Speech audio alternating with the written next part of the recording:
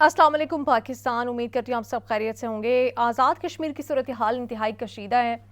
क्या वजह है इसकी? जॉइंट एक्शन कमेटी की डिमांड्स किस हद तक पूरी हुई हैं कि क्यों रेंजर्स की गाड़ियाँ जलाई जा रही हैं और इस वक्त रेंजर्स क्यों हेलीकॉप्टर से वहाँ पे उतारी जा रही है? मसला है क्या? पिछले जो कुछ दिनों में जो हमने देखा वो बड़ी ही अनप्लेजेंट सिचुएशन है। किस तरह से पुलिस की गाड़ियों में पथराव किया गया, पुलिस की जानिब से सिविलियंस के ऊपर लाठी चार्ज किया गया, ये सब और ख़बर इसकी तफसीलात और इसमें गिलगित बल्तिस्तान का फैक्टर भी शामिल होने वाला है। तो सूरत हाल बनने क्या जा रही है इसके ऊपर बात करूंगी।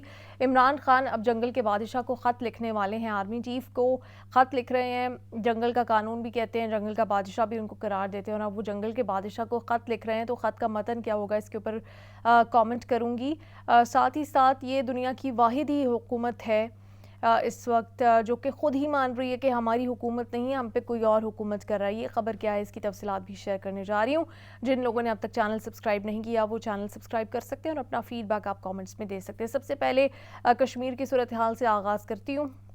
जॉइंट एक्शन कमेटी की जो डिमांड्स थी, जो ऑन पेपर डिमांड्स हैं, वो बड़ी जायज़ डिमांड दिखाई देती हैं कि ऑब्वियसली वो जो अशिया ख़ुरनोश है उसके लिए सब्सिडी मांग रहे हैं और साथ ही साथ जो बिजली है, क्योंकि वहाँ पे बिजली की प्रोडक्शन भी हो रही है तो वो मुफ्त बिजली मांग रहे हैं।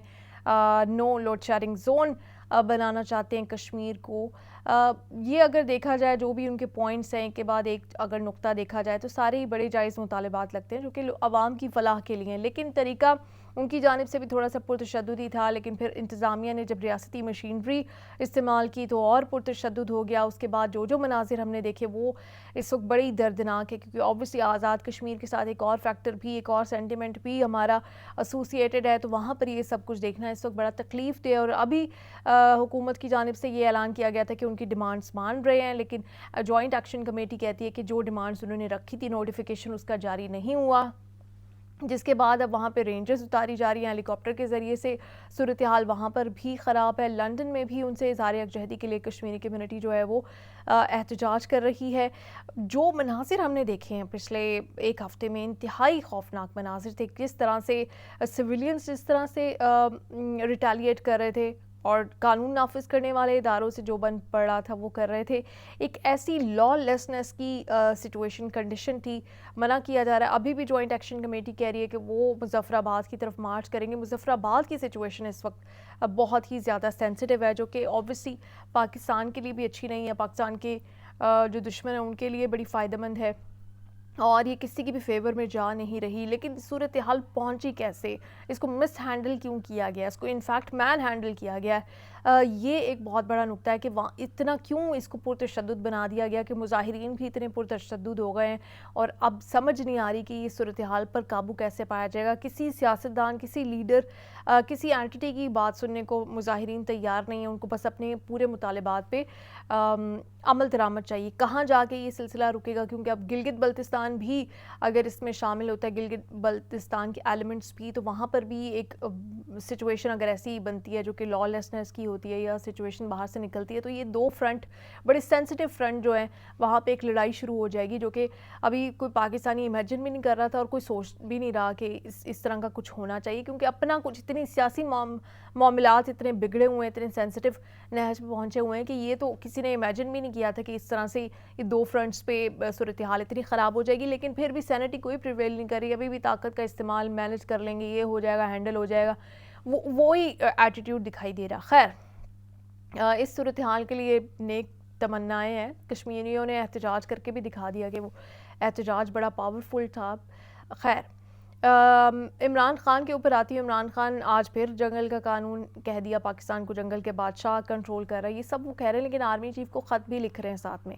अच्छा, इसमें कोई मुज़ायका भी नहीं है। बजाय के बैकडोर राब्ते हों, बजाय के मीटिंग्स हों, बजाय के डील की बातें हों, ख़बरें गर्दिश करें, मीडिया में ऐसी फजूल की न्यूज़ चलती रहे, वो ख़त ही लिख दें। उनकी जो एक ही बार रिजर्वेशन है, बजाय के रोज़ रोज़ मीडिया के नुमाइंदों को बताया जाए, ख़त में अपने कंसर्न्स, अपने रिजर्वेशंस, अपने डाउट्स, अपनी इनसिक्योरिटीज सब लिख दें और उस ख़त का जवाब भी आना चाहिए। अगर मुल्क का साबिक वज़ीर आज़म आपको ख़त लिख रहा है तो उसको एड्रेस भी होना चाहिए। अब उसका जवाब ख़त की फॉर्म में आए या मुलाकात की फॉर्म में आए या किसी भी फॉर्म में आए, वहाँ से भी जवाब आना चाहिए। क्योंकि दो ये मुल्क के जो बड़े हैं, इनको सोच लेना चाहिए कन्फ्रंटेशन किसी के फ़ायदे में है नहीं है। ताकत का इस्तेमाल भी حل نہیں ہے. طاقت کا استعمال آپ کشمیر میں کر کے دیکھ رہے ہیں, اس سے پہلے آپ 1 سال سے پاکستان تحریک انصاف کو طاقت کے استعمال سے دبانے کی کوشش کر رہے ہیں, نہیں دبی نا, کچھ نہیں ہوا. تو اب طاقت کے استعمال سے نکل کے کچھ ٹیبل پہ بیٹھ کے دونوں فریق سوچ لیں, اور جس کے پاس زیادہ طاقت ہے وہ بھی سوچ لے, جس کے پاس ابھی کوئی طاقت نہیں ہے وہ بھی سوچ لے, کیونکہ ایسے تو پھر ملک میں نئی کوئی مسائل نکلتے رہیں گے, جو کچھ ایلیمنٹس ہوں گے جو ڈی سٹیبلائز کرتے ہی رہیں گے, اور پھر ڈی سٹیبلائز پاکستان کو کرنا بڑا آسان ہے. اکانومیکلی تو ویسے ہی ڈی سٹیبلائز رہتا ہے, انسٹیبل ایک انسٹیبلٹی ہے اس میں. مزید اگر یہ والا فیکٹر بھی ہر کہیں سے, پھر بلوچستان سے بھی کچھ سٹارٹ ہو جائے گا, پھر خیبر پختونخوا سے بھی, پھر افغانستان تو ویسے ہی ہر وقت کس طرح کی انٹینشنز رکھتا ہے پاکستان کے لیے وہ اب کلیئر ہے. تو ایسے ماحول میں میرے خیال سے ایک سیاسی لیڈر کی ضرورت ہے جو اسٹرانگ ہو, جس کی بات سارے مانتے ہوں, جس کی بات سارے سننے کے لیے تیار ہوں, جس کے اوپر کانفیڈنس ہو, جس کے اوپر اعتماد ہو. وہ لیڈر اس وقت پاکستان میں دکھائی دے نہیں رہا.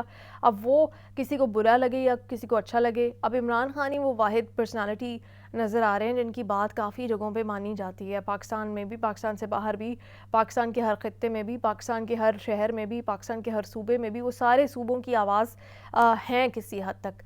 تو یہ اب کسی کو بری لگے یا کسی کو اچھی لگے, یہ ایک حقیقت ہے اور اس کو مان لینا چاہیے. تو یہ خط وہ لکھنے جا رہے ہیں, دیکھتے ہیں اب اس کا آگے سے کیا جواب آتا ہے. اس کا جواب دوستی کی فارم میں آتا ہے, محبت کی فارم میں آتا ہے, یا پھر مزید عدت میں نکاح کیس اور فلانا کیس اور اس فارم میں آتا ہے, ڈیلنگ ٹیکٹکس کی فارم میں آتا ہے. یہ بھی ہمیں آنے والے دنوں میں پتہ چل جائے گا.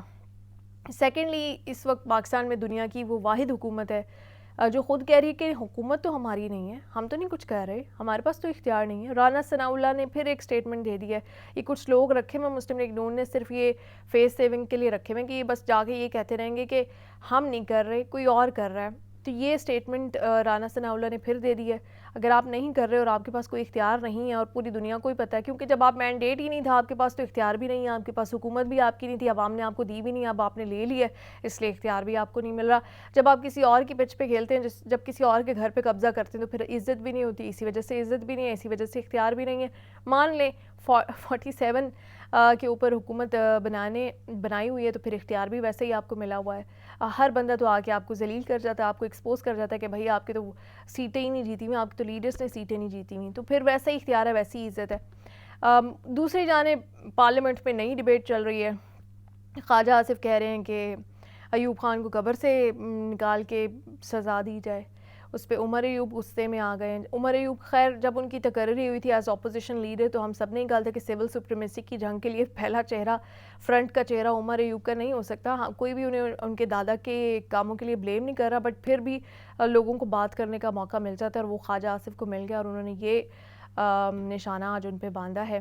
تو یہ اس وقت پاکستان کی سیاست کے رنگ یہ چل رہے ہیں. لیکن پاکستان میں آزاد کشمیر میں اسپیشلی اس وقت بہت ہی زیادہ خوفناک قسم کی سچویشن چل رہی ہے. عوام اور ریاستی ادارے آمنے سامنے آ جائیں تو یہ اچھا ہوتا نہیں ہے, کسی کی فیور میں جاتا نہیں ہے. اس کو سمجھداری سے اس مسئلے کو ریزالو کرنا چاہیے. پاکستان زندہ باد.